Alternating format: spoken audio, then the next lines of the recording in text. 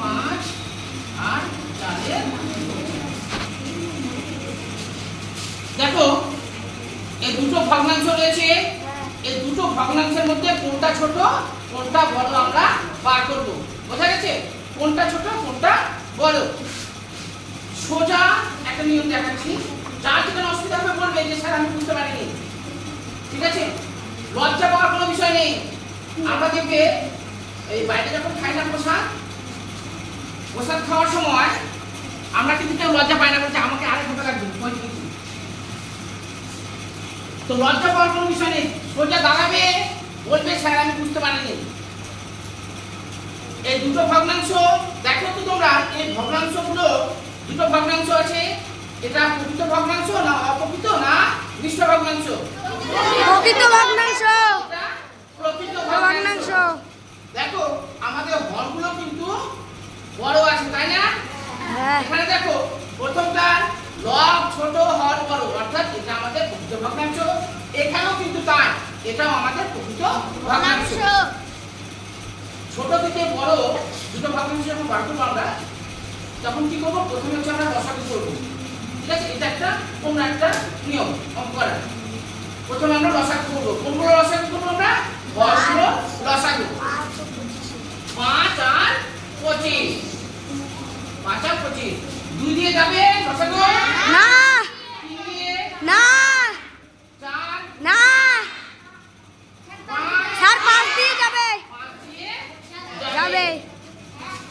কত বসাবো? 1 এখানে 5 আর যাবে? না। আর যাবে না। তাহলে 5 গুণ 5 সমান সমান 25। তাহলে আমাদের লসাগু বেরোলো 25।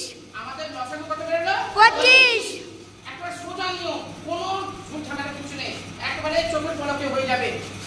তাহলে এবার লিখি আমরা 3 এর 5 গুণ লসাগু কত পেয়েছি আমরা? 25। এখানে 25 লিখলাম, হয়েছে? সমান সমান দিলাম।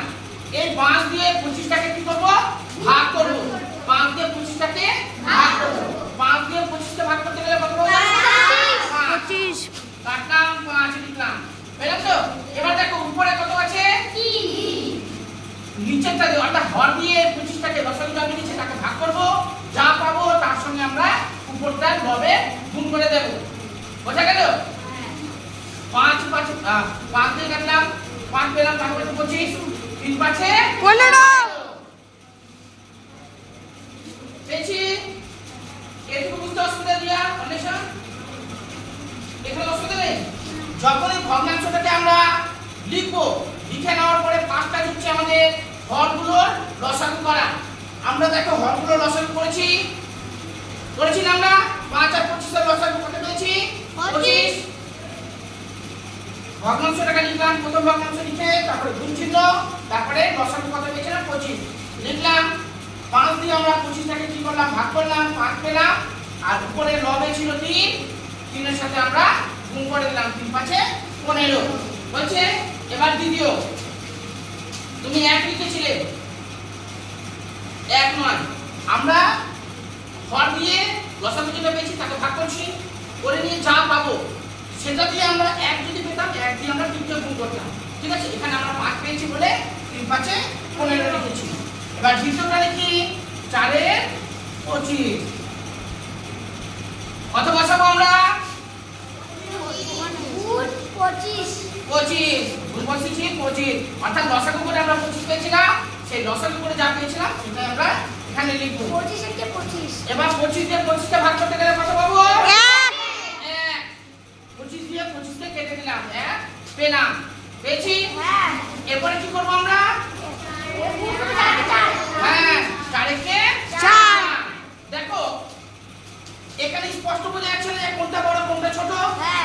উপরে 15 নিচে 4, একদম পরিষ্কারভাবে বোঝা যাচ্ছে। আরো বুঝতে অসুবিধা? না। অসুবিধা মনে হচ্ছে কিছু? এই বাবা তোমার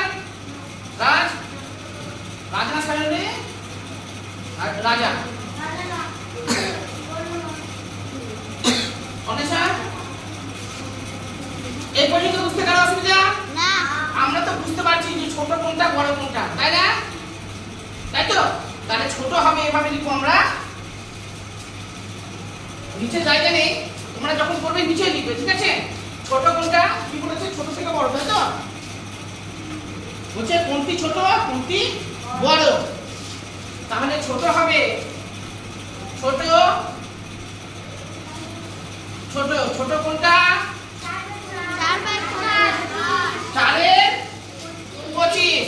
4-এর 25 লিখবো আমরা, এটা লিখবো না আমরা। যখন আমরা উত্তরে লিখবো ছোট কোনটা তখন এটা এরপর লিখবো, ঠিক আছে? ভগ্নাংশটাকে লিখবো আমরা। তাহলে 4-এর 25, 4-এর 25 বোঝা গেছে? এবার বড় 3/5 3-এর 5 হয়েছে। এবার হ্যাঁ দেখো এবার